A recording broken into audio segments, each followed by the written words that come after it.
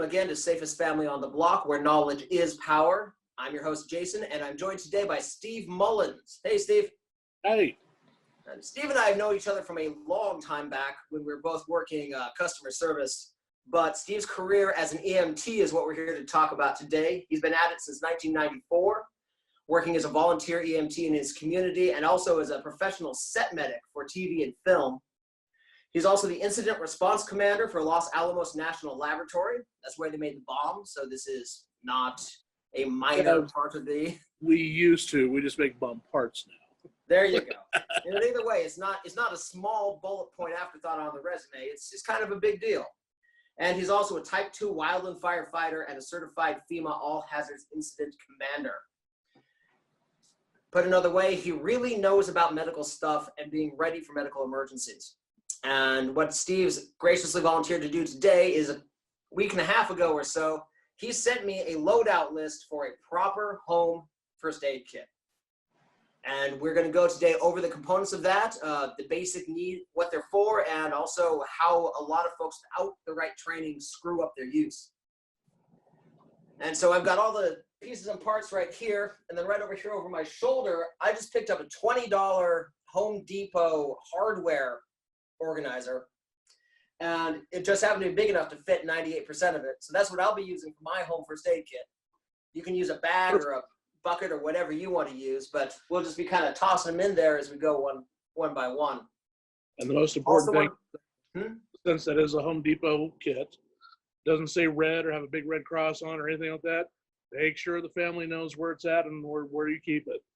Yes, indeed. And for a family, for the one that goes in the closet, we talked about having one for the closet, one for the car, one for you when you go camping. Yep. Something like this is a little more appropriate because you know where it is. It doesn't go anywhere. Where for the other ones, and Steve also sent me, like I said, lists for a camping kit, which I put in this bright green toiletry bag that came for free with one of my suitcases once. Turned out to be just the right size. It's a nice color. I put a cross on the front so there's no confusion, and it worked pretty well. It was a lot cheaper than some of the tactical medical bags that you could find. And I'll just put that down there for now. And then also a car kit fit in this little $9 tactical hit bag real nicely.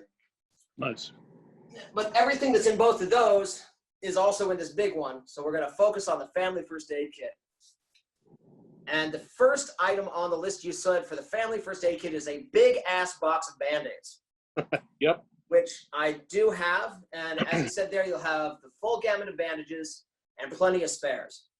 Right. Now, in some of the smaller kits, you actually specified the loadout you wanted, where we wanted some of your kind of classic 1x4 and 3/4x3 Band-Aids for your general nicks and cuts. And then also you specified knuckle Band-Aids and those little spot Band-Aids. Correct. So basically the ones for the smaller kit, I gave you the two most commonly used sizes for everyday wounds. The knuckle bandages, well, knuckles are very hard to get a regular Band-Aid around without one to peel off. They're designed that way intentionally to stay on. And what happens when you're in the woods? You scrape your knuckles a lot. I mean, your hands, things like that. The spot bandages, those come in handy especially for stings. And that's why we want the smaller size, or a small poke, if you will. But really, stings are the big ones. Okay. And so we got a big stack of these guys here, and yep, they go right here under Band-Aids. And I've got it clearly labeled. One of the things that's always driven me crazy about first aid kits I've had is you get in there and you're rummaging around for the right piece, in exactly the moment when you don't want to be rummaging around for stuff. Right. And so you're just your general Band-Aids, various shapes and sizes. And you can get a huge box of 300 assorted for less than $15 on Amazon. Yeah, it's extremely cheap, and that'll supply all three of your kits. Exactly. Now, the next item you had on there was butterfly bandages, which are these right. little guys here. Yep. Now, butterflies work a little bit different way. Butterflies, if you have a little bit bigger of a wound, okay, butterflies are designed to bring tension on the skin from both sides to pull that wound together. The easiest way to stop bleeding is what they call direct pressure, okay, and most people do know that. It's applying direct pressure. This is making your body give itself direct pressure by pulling your wound together. And that's what those are designed to do, is pull both sides of a longer cut together. Okay. And similarly, there was the strip closure bandage. Correct. Those are for slightly even deeper wounds. Butterflies will do your everyday scrapes and stuff like that, but if you have something deep, let's say a knife cut, those are going to come in real handy. A sharp rock, for instance, if you're hiking. Those are basically the same thing as a butterfly, but they're extremely stronger. Okay. It seems like these are objects where it's important to remember that the operative word in first aid is first. Right. Like these might be something I might want to put on to something that might end up needing stitches and Yeah, keeps them close on the way. Butterfly as well. Butterfly sometimes is enough to just by itself, and you won't need stitches. But if it's going to need stitches, the strips, if you got them, that's better. Okay, excellent. All right, next item on the list is antiseptic wipes. Yes. Kind of speaks for itself, I think. They're for cleanliness, said to clean your wound. You know, anything that you get, you're introducing foreign bacteria into your body if you get a cut. But, you know, they're also nice just to be able to clean off your hands. Yeah, because it's just an alcohol swab. It's the same thing they give you for wipe up at a barbecue restaurant. Pretty much, yeah, or the good old KFC days, if you remember those. Yeah. And they do sting. Yeah. But they also evaporate real quick, so you don't smell for very long. Excellent. And next one on the item was the one thing that hasn't come in the mail yet, which was a sting stick. So right. I'm using this as a placeholder right now. Okay. And it's just another chapstick. And that's exactly what it sounds right? Right? Yeah. Yeah. So when you get stung by something, usually your body's natural reactions, you have some inflammation. It's going to itch, you know, that's if you're not highly allergic. Could even sting, as in sting, like painful some. And a sting stick is basically all that. It's got a little bit of lidocaine in it, as well as some diphenhydramine to keep the swelling down. So it's both attacking not only the pain, but the itching and the swelling all in one. Oh, excellent. And that's, of course, not a replacement for an EpiPen if your kid's got absolutely not. No, this is for mild stings, not severe allergic reactions. Yeah, this is more for comfort than for medical intervention. Exactly. Okay. Next thing you put on were cotton swabs, good old-fashioned Q-tips. Yep, lots of uses for those. For example, not only can you clean a wound with it, so I think one of the other things I put on your list was an antibacterial ointment or polysporin. Yeah, instead of squeezing the tube on it, you squeeze it onto the cotton swab, use it to apply to the wound in a precise location instead of having, well, car oil everywhere all over your hands. Get something that's, you know, in your ear. I mean, we all know we're not supposed to clean our ears that way, but if you got something that's, you know, obviously there like a bug, which bugs do fly into ears, you can use that to try and capture it and pull it out. Okay. And similarly, cotton balls. Cotton balls, same thing, but that's for bigger wounds. So, I mean, a bigger wound, spread the ointment. You can also use it initially to control bleeding if you don't have something quickly. It's very absorbent, so you can use it initially to put on a bleeding wound. Excellent. So one thing I didn't put on there, and this is just an example of this, a lot of people carry a Kotex or a tampon with them. This is an East Coast, more of an East Coast thing than where I came from, because they're super absorbent. Initially, firefighters in the 80s, before they were also EMTs, were taught to, if you had a bleeding victim, and cops too, if they are female, look in their purse for a Kotex or a tampon, grab it, and put it on the wound until the paramedics come. It's funny you mentioned that. I had a handful of things that weren't on the list that I like just personally in my kit, and that's on there. Yeah. Well, I mean, that and of course, if you have females in your party, in your family, yeah, I mean, that's nice to have too. You know, when as my daughter was younger, I carried extras in the car too, just in case. You know, but it's also handy as an initial, oh my God, it's bleeding type application. Now, I was noticing as I put this together, the trauma pads, which we'll talk about in a moment, bore a very strong resemblance to a maxi pad. They appear to be the same device. Exactly. Slightly more sterile than a trauma pad, and they're, of course, bigger as, you know, but you can take a tampon and roll it that way. Yeah. I also saw a video fairly recently about the use of a tampon for bullet wound or other puncture wound. Oh, really? And you use it just the same way it was designed to use under more favorable circumstances. Yeah, we try not to pack wounds in my area if we don't have to, because introducing anything else into there can cause infection, unless of course it's labeled sterile, which technically those aren't, but if it means life or death, sure, yeah. Yeah, and this was a field expedient emergency medicine kind of video. Sure. Yeah. So it makes more sense for that situation than Absolutely. if you're at home and your kid falls down onto a screwdriver or something. Right. Right. No, that's a really good addition. And that does bring us to gauze pads. You recommended 2" by 2" and 4" by 4" sterile gauze pads. Yep, and those are going to cover a lot of things. So obviously the size is based off the wound size. One of the big things with medical attention, and this is where a lot of people fail, is they apply something and then they pick it up to look at to see if it quit bleeding. Don't. Leave it alone. You put another one on top, and another one on top, and another one on top, and keep the pressure on. So that's why I suggested several and a couple different sizes, because you can always fold up a 4x4. You can't always just put on a bunch of 2x2s next to each other. No, that makes sense. One thing I encountered when I was making my purchases for this was that gauze pads come in sterile and not sterile. Correct. And we want to definitely get the sterile. Yeah, I suggest the sterile. So we will use, and in the rig, for instance, we'll use a non-sterile with some saline. Like if you're a little bit muddy, we'll clean you off. Or if you have a little bit of like trace blood or something on, after we start an IV, we'll use the non-sterile just to clean the top of your skin. In this case, we're talking actual wound treatment. So yeah, you want sterile. Excellent.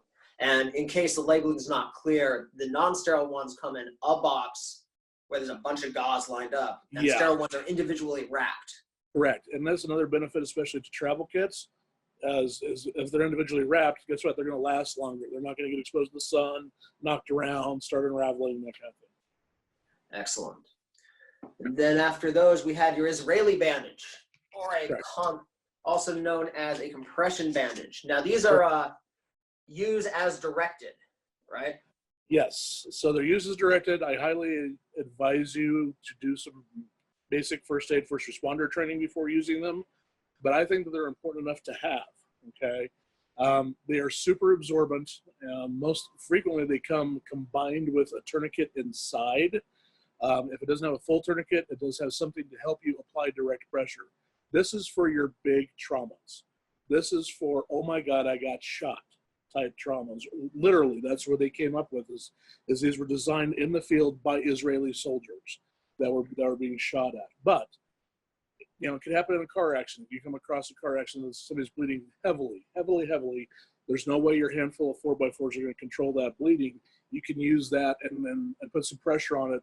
That's the nice thing about them, is that the way that they wrap around, you can apply pressure and it's going to handle like a tourniquet. You can give it pressure and it'll hold without you having to hold your hand on it the entire time. And also things like maybe a power tool accident at home. Absolutely. Accident where they nick an artery, that kind of thing. Yep, exactly. Yeah, lop off a finger, a hand, whatever. That'd be the first thing to go on top of it. They are not sterile, but as you can see, they're in a nice sealed bandage like that, so they're fairly germ-free. Obviously, if you're pulling that out, you're not worried about the polysporin. You're worried about stopping the bleeding down. That makes sense. And of course, if someone has a head injury, you apply this directly to the neck, right? Only if you don't like them. Okay. So yeah. So that's the other thing, is you don't have to use it. So if you come over here to your left there, you have some Curlex that I asked you to get, some Coban Wrap. It looks like it's pink. Yeah, that you can use with the Israeli bandage. And then let's say if it is a head injury, put the Israeli bandage on. Don't worry about the crank. Use that to attach it. Sure. And since we're talking about the Coban Wrap, which is a brand name, this is your self-adhesive, right? Yeah, yes, self-adhering wrap. There's a lot of different names for it. Coban is just kind of the common term everybody, because they're the first ones to come out. Self-adhesive wrap. It's wonderful for everything. Again, when you have a small injury, let's say it's bigger than a Band-Aid size, you put your pad down on top of it, you wrap that around that. I'm sure most of you have probably had that around your arm when you've given blood, and it's to give compression and stability to the wound site. But here's the other thing: you can use it for other things besides that. I can make a sling out of that if I needed to. I could, if you hurt your arm and I need to stabilize your arm, I can wrap your arm tight to your torso so you won't move it.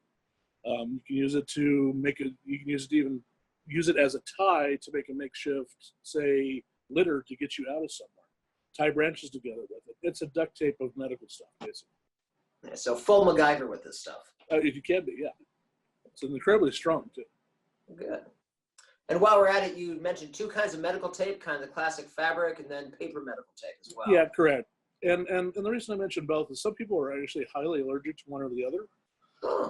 Yeah, and it depends on how long and what type of wound it is, too. So the paper tape is going to not last nearly as long as the cloth tape if you're bleeding through it. However, the paper tape is considerably more comfortable if it's a smaller wound. Okay, excellent. We'll tuck these guys in here. And I'm glad you got two different sizes. Yeah, well, I listened. I'm not a very bright guy, but I listen carefully to smart people. I've never gone wrong trusting professionals to tell me about what they're professional about, which is kind of the theme of the whole podcast. All right, next on the list was your triangle bandage. Right. So triangle bandage, classic, yeah. I put it on there because it's commonly on there. I can tell you that I have never used a triangle bandage myself for its intended purpose other than in practice. So a triangle bandage is meant to basically sling your arm. You're supposed to tie in one corner of it, you tie a knot to support the elbow. The rest of it goes around your head so you support your arm. That's what it's designed for. It also makes excellent, excellent stuff to tie big wounds. If you have, let's say you've got a fairly large wound, I've got a couple 4x4s there. I can take that bandage, I can tie it around your arm several times with the Coban to help support it. Again, Okay. it's a little, you can MacGyver that quite a bit. All right, excellent. And then large trauma pads. Yes. And again, this is the, oh my God, I'm bleeding. Okay. These should be, it's based off wound size. The 2x2, the 4x4, the trauma pads, those are all based off wound size. Now, the big difference with trauma pads is they are highly more absorbent than your standard gauze. So if something is even small, but bleeding profusely, where the little 4x4 isn't going to stop it, and probably your next 4x4 isn't going to stop it, go with trauma. Okay, so even though the pads are very large, if it's a small nick that just happened to get an artery, that's, you still want the trauma pad for the absorbency. Right, exactly. Okay. Then you also recommended iPad Band-Aids. Yes. Seems like they're exactly what they sound like. They are exactly what they sound like. The biggest thing with eyes is you don't want that eye to move. You don't want, if it gets injured for some reason. And we tend to, in the field, believe it or not, we cover both eyes.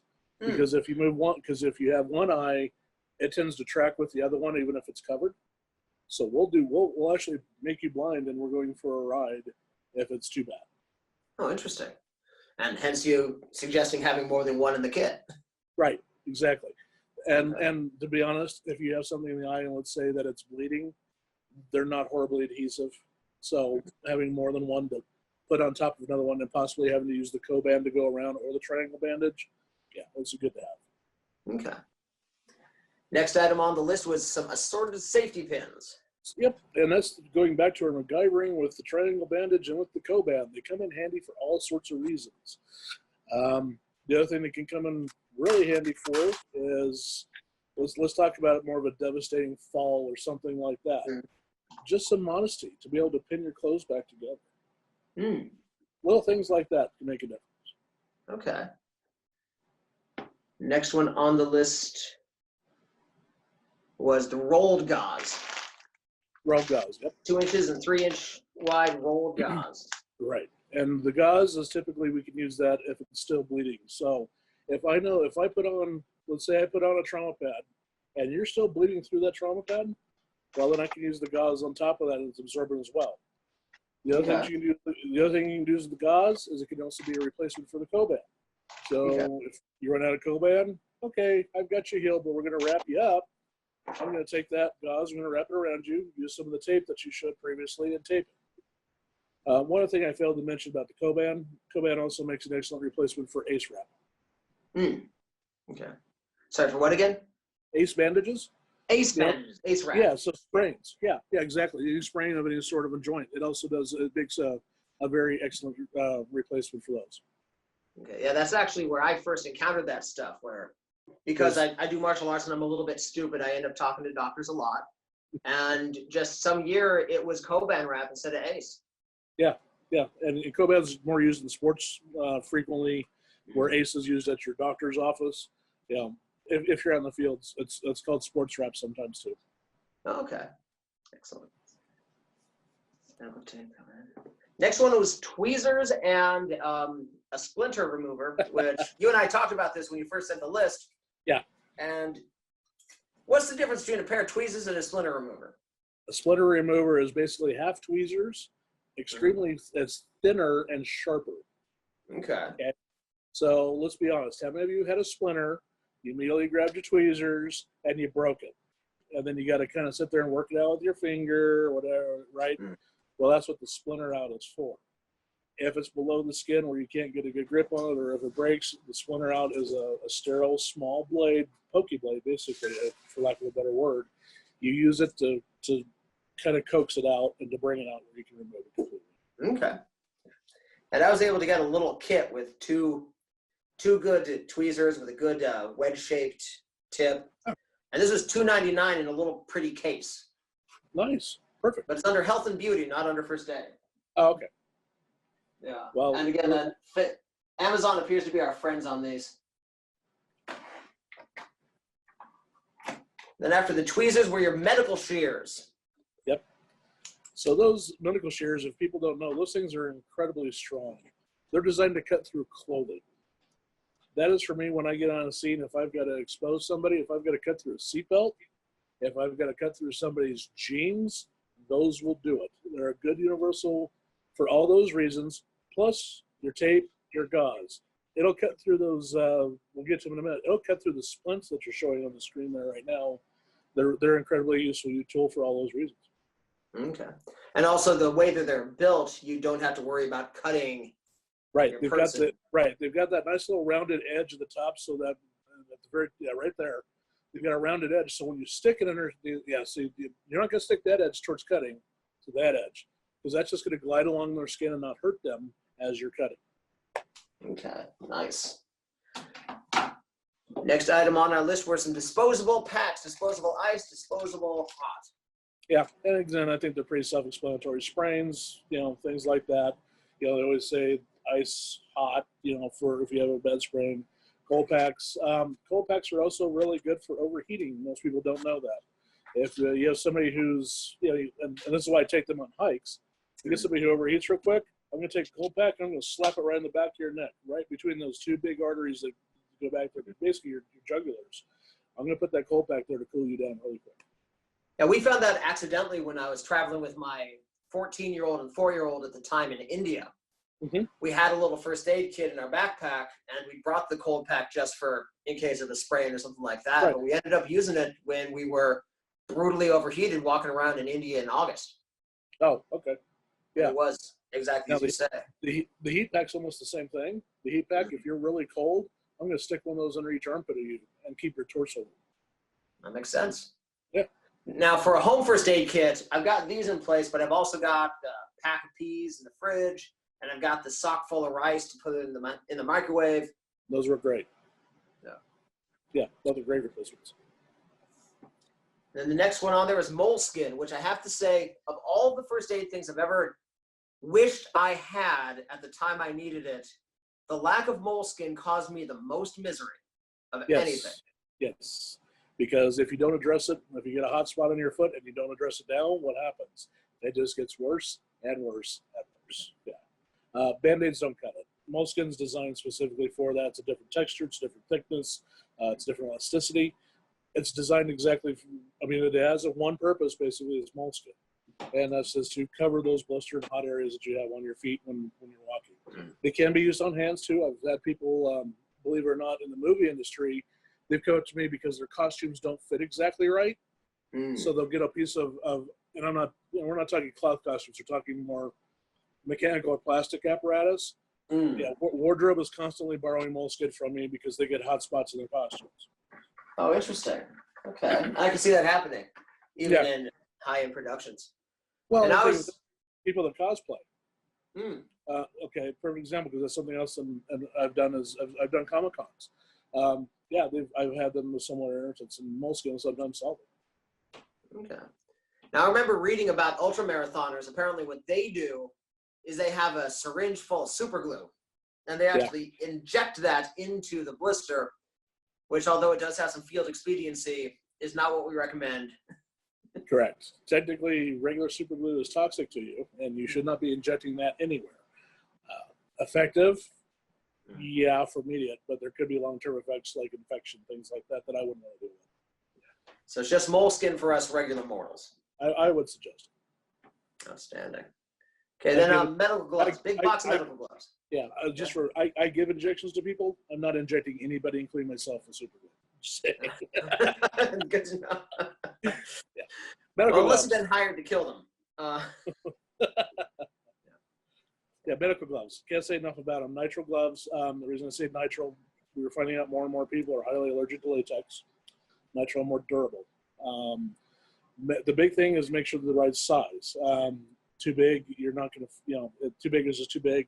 Too small, they're just going to bust apart on you. The one thing I will caution about nitrile gloves is check them periodically because they do break down over time. They're not one of those things that will last a whole long time. I rarely, like in my sub kits, I rarely find that a pair of gloves will last past a year. Okay. Before they become too brittle. That's for your protection and for your person's protection. So most people think that you're putting on gloves because you're scared of the blood. No, I'm putting on gloves so I don't introduce anything into your open wound. That's really kind of like the mass debacle that we're having in the country right now. It works both ways. Good to know. And thanks for pointing out that they expire, because I will often keep nitrile gloves around for when I'm painting. Yeah. Or working with stain. Sure. And so I'll use the same box for both of those purposes, so I go through them faster. Yeah, and just make sure you buy medical grade instead of at your local hardware store, and you're fine. Yeah. People use them for working on cars. My wife when we're changing litter boxes, my wife likes to put on gloves, things like that. So they've got a lot of different uses besides medical. Oh, excellent. Okay, next one on was allergy spray and cream. Yep, and I can't say how much enough those come in handy. So the spray and the cream, you can use either or. I think I told you to get both because I don't like carrying sprays in smaller kits because they can burst and leak and things like that. At home, it's fine. If you have somebody, these are obviously for poison ivy, poison oak, bee stings. If you have somebody who didn't know if they were highly allergic to bee stings, okay? Anaphylaxis is a developed thing. So the first time you get stung by a bee and discover that you have an allergy, okay, it may not be life-threatening. You may not have the hard to breathing and things like that. You may just have hives and it hurts really bad. The second time is when you start talking about, okay, now I can't breathe. Third time could be fatal. That's how anaphylaxis works. It progresses every time you're exposed to the substance. So if you have a bee sting, it can't hurt to put not only the sting, but a little bit of Benadryl spray on top of it, just in case there's an allergic reaction. Again, this is mostly for hiking, things like that, plants, people come into contact with things that they're not aware they're allergic to all the time out in the woods, especially cats. I mean, I've known people that didn't know they were allergic to cats, and so then they come into my house and sit down and, we've got cats, so there's a rash. Okay. Or what happened to my roommate whose girlfriend's cat got digging in poison oak and then kneaded with the claws on his skin. Oh, lovely. Yeah. Yeah, I bet you he would have liked some Benadryl cream or allergy cream of some sort then. Yeah. So they're both exactly what they sound like. Excellent. And then also antibiotic ointment. Yes. Polysporin, Neosporin. Yes. Either or. Antibiotic is the main thing. Antibiotic cream, antibiotic ointment. Polysporin, Neosporin are really just fancy names where they focus more on wound care. They want your scar to look pretty. This is making antibiotic cream is what I look for because that's going to kill the boogers that you may have contracted or help, so you don't cause an infection. That makes sense. Now the next items were a trio of pain and fever medicines. These recommended ibuprofen, Tylenol, acetaminophen, and aspirin. Right. So, not aspirin, baby aspirin. Baby aspirin, yes. Okay. So there's a misnomer out there about these three medications. I'm trying to explain that right now. We have a very easy theory about Tylenol is for your headache and for your fever. Advil is for muscle pain. Okay. It's because it contains anti-inflammatories. Your baby aspirin, that's for a suspected heart attack. Hmm.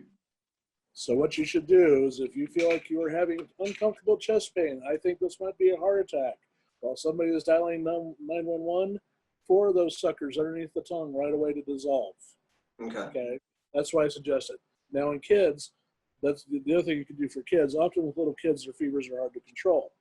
Frequently, your pediatrician will tell you you can alternate Advil and Tylenol because they're both every 4 hours. If they have a severe fever, 2 hours, 2 hours, you can give them Advil. Then 2 hours, give them Tylenol to help combat those really bad fevers that children get. Nice. And so that's why we have 3 things that I think a lot of folks think of as replacements for one another and interchangeable. Yeah, exactly. Okay. A lot of people think that Advil, Tylenol, it's it's tomato, tomato. It's not. Tylenol has specific purposes for fever. Now, that's not saying Advil won't take care of your fever too, but it's giving you a lot of other things that you don't necessarily need. So that's why I stick to, if you got a headache, you get Tylenol. If you have pain, let's say you've been walking too much or you sprained your leg, it's got anti-inflammatory properties. Good med. And good old vitamin I. Now, could you talk a little bit about the difference between aspirin and baby aspirin for our purposes? Yeah, so aspirin itself, when you're talking Bayer and things like that, it's a little more full on, and it doesn't dissolve and go into your bloodstream as easily as baby aspirin. Baby aspirin is intentionally a lower dosage, but it has a higher absorption properties.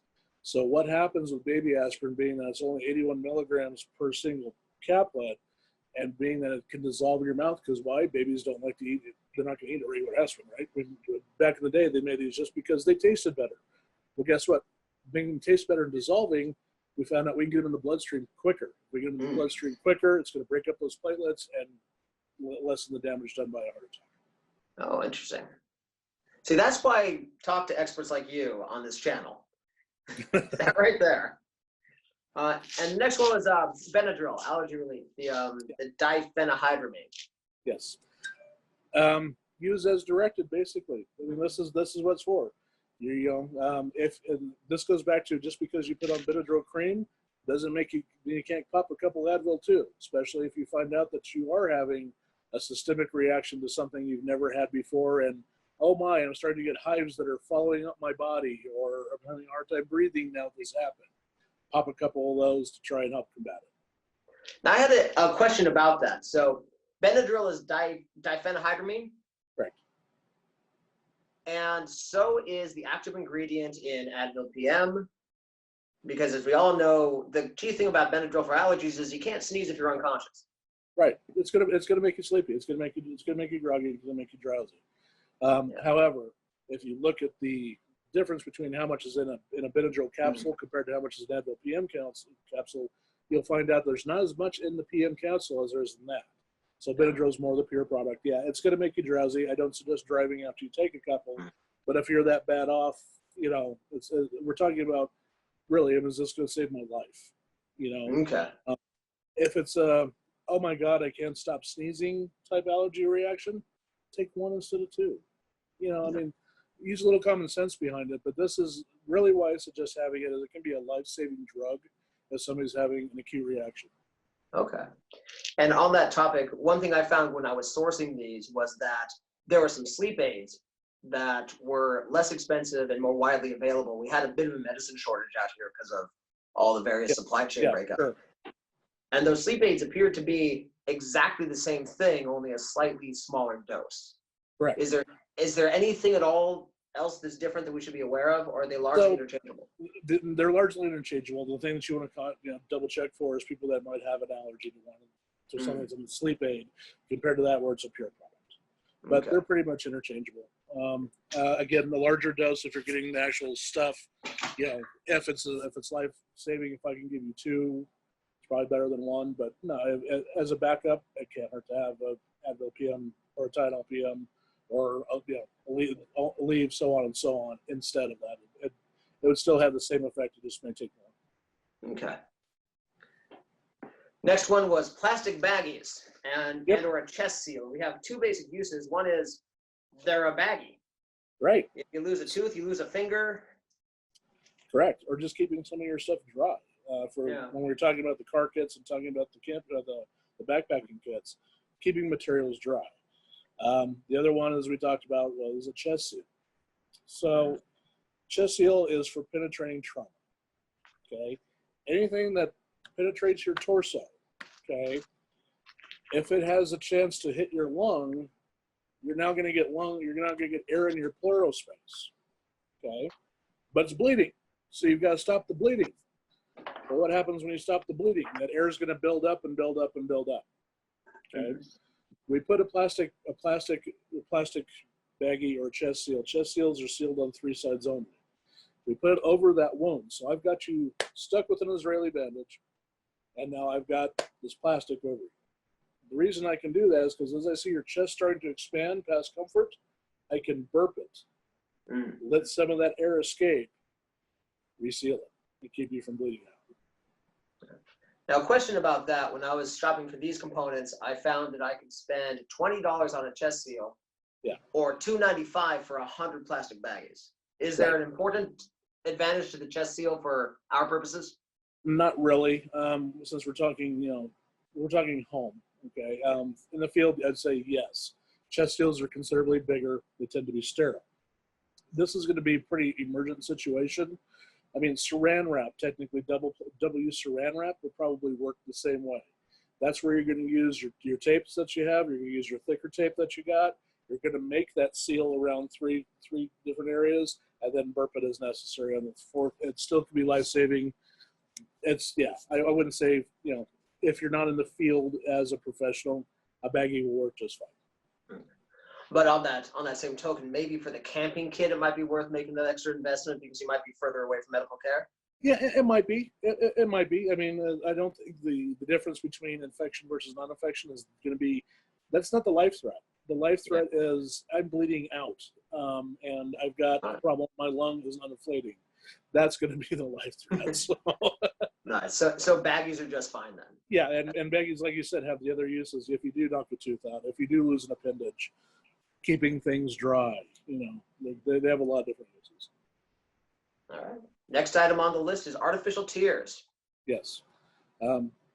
As we all know, you don't want to stick your finger in your eye if you have something in there. Artificial tears, you can use them to help lubricate it, and you can even though they come in a very small drop, this is, and you have eye wash on there too. You can take the artificial tears, use your knife or a stick and or a pin and hollow that out a little bit. You've got an eye irrigation system now where you can flush things out or out your eyes. Then, of course, thermometers. Straightforward. Yeah. Don't think we need to talk about those. Yeah. If we're parents and we don't know how to use these yet, we need to kind of get some remedial classes. I was going to say, you could recommend a book or two. And after that, SAM splints. SAM splints are wonderful. So I had asked you to get 2 different sizes. Looks like you got the small size, and there's the big size. There we go. Okay. Yeah. The SAM splints are bendable splints, and that's exactly what they're for. Those ones are basically the finger size for fingers and smaller, but for kids, smaller, the smaller area is a splint. Okay. They're completely bendable, and like I say, they're also cuttable. So for the bigger size there, instead of having this monstrosity hanging off of you, you use your trauma shears, you can cut it to place. You use that with your Coban Wrap, you've got a perfectly good splint, and that's all. But the nice thing is they're very lightweight and bendable, conforming. And so you just take this and you bend it around the thing you want to keep still, Coban Wrap around it, keep it still until you get to someone to set the bone. Exactly. The only thing I caution you on is when you're using a splint or when you're wrapping anything for that matter, make sure you're not cutting off circulation. Watch it. Make sure the fingers aren't turning blue, that kind of thing. Should be tight, but it should be taut, but not tight. Excellent. And then sunburn relief. Again, it's kind of it speaks for itself. Now I have this on some authority. I've never tried it myself. I guess that stuff makes a pretty good emergency fire starter too. Yeah, I've actually used this, and also your hand sanitizer. Hand sanitizer and Fritos. Yeah, Fritos. I did not know about Fritos. Fritos are highly flammable. Good to know. And although I'm keeping the rest of these guys in the box here, My family's always kept the sunburn gel in the fridge. Just gives it a little extra soothing. Yeah, because then you get the cold effect with the evaporative effect that actually cools. Yeah. Yeah, it's not medically necessary to my understanding, but it's nice. Yeah, yeah, it is. And so that was the end of that list. And then you also said that everybody's got their own personal things that they add. Sure. For me, I wanted to bring to attention here, a light source was an integral part of both the car and the camping kit. And I would agree. I mean, and maybe this is, me, Mr. Preparedness. I've got a flashlight about every 5 feet. That includes in my vehicles. So yeah, if you don't normally have a flashlight, and spare batteries is a good one to keep with that, especially in the car. Yeah. Even the breakable light sticks, some sort of light source is great to have in both kits, or all 3 kits. Yeah, you mentioned the glow sticks specifically, and those are for the car kits. Yeah, and the reason I mentioned it for that is because they tend to last a long time. They don't require batteries, and they're lightweight. Yeah, they're kind of an idiot-proof system. Everybody knows how to use them. Yeah. You won't have a battery that's ran down and is bleeding the acid into things you didn't have to use for 3 years. Correct. And since we're talking about kids, if you don't know how to turn one on, hand it to your kid. Yeah.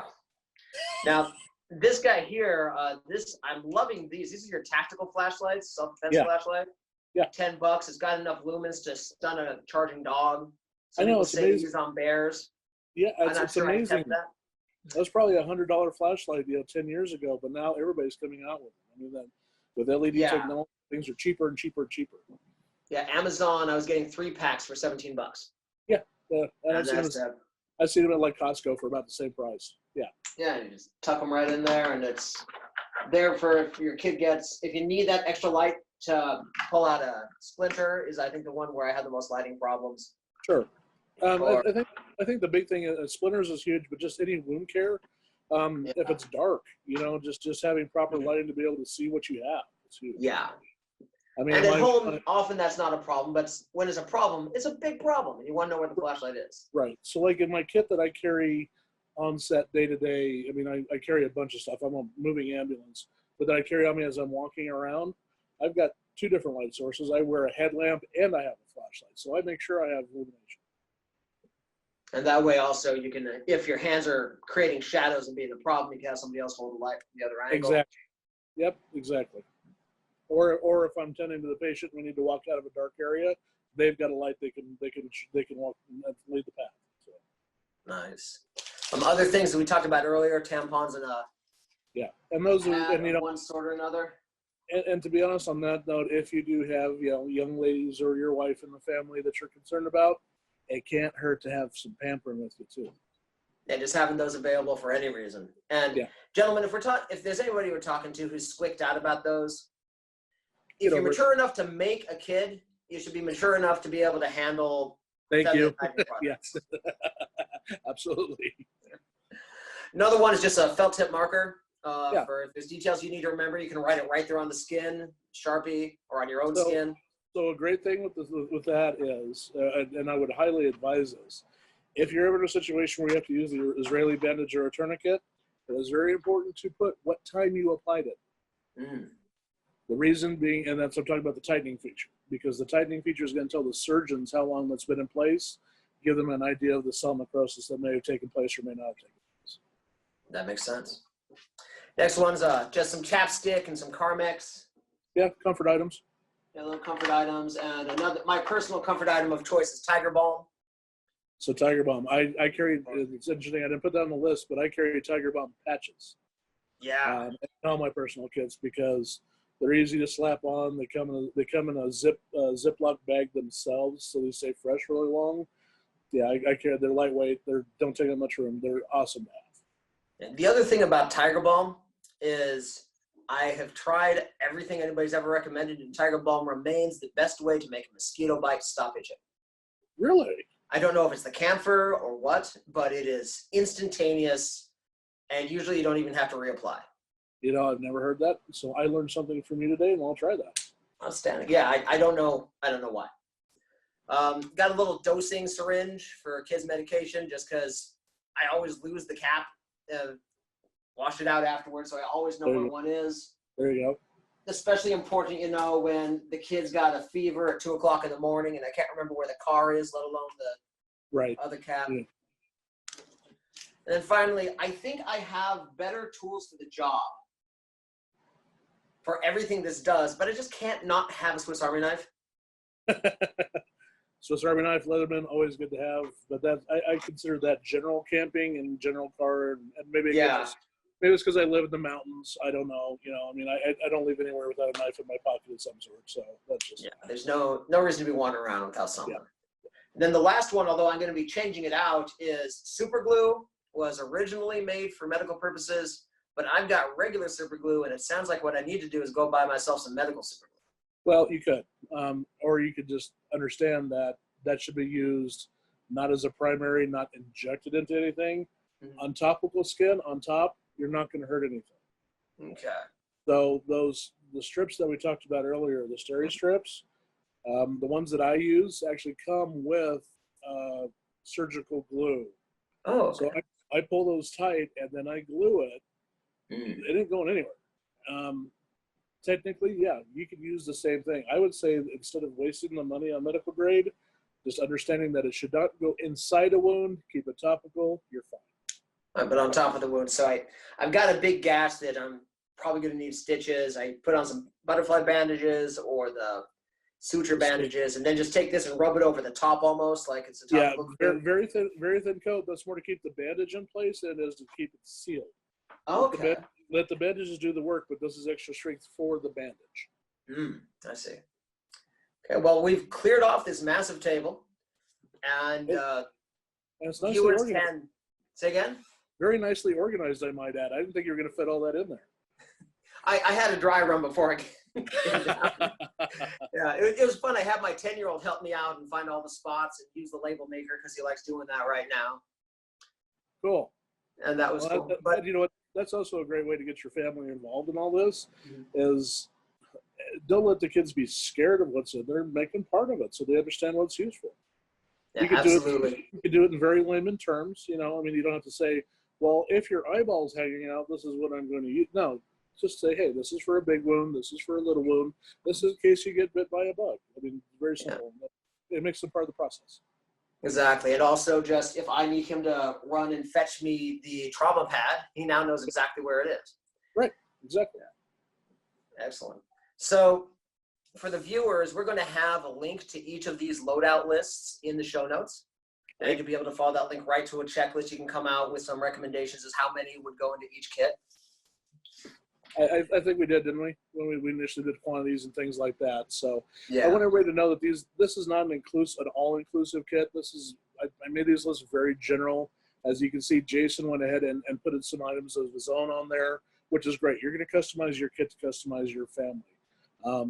No, there's no one fits all. These are just recommended basics that I recommend that you have with you when you go in any of these three situations. And that actually does bring up a really important point about if there are emergency prescription medications, like an EpiPen, yes, or anything that some member of your family will be in medical trouble if they don't get it within 24 hours. Correct. Absolutely have a dose or two in the car kit, in the camping kit. Yeah. So something that I carry along with me, even though it's not pertinent to my family, it's pertinent frequently to people I run across in my area. I carry glucagon because of diabetic emergencies. Not necessarily, it's kind of expensive. It's not something I think that everybody should carry in their kit. But if you have a diabetic in your family, yeah, go buy some of the glucose tablets or glucose paste to have as an emergency. Excellent. Well, Steve, thank you so much for taking the time today for our viewers. I really appreciate it. My pleasure. I'll do anything for you, Jason. You know that. Thank you for watching our show today. I hope you found something useful. If you have any questions about what you saw, please do leave them in the comments below. Myself, our guest, or our community will do our best to get those answers for you. If we don't know them ourselves, we will go find someone who knows them. If you loved us, please do hit the like button and the subscribe button. They make a bigger difference than you're thinking right now. And of course, go ahead and click on some of those videos YouTube is suggesting to you right now. We have a lot of stuff that we've worked hard on and are proud of, and hope that you'll enjoy them too. Thank you very much. Bye-bye.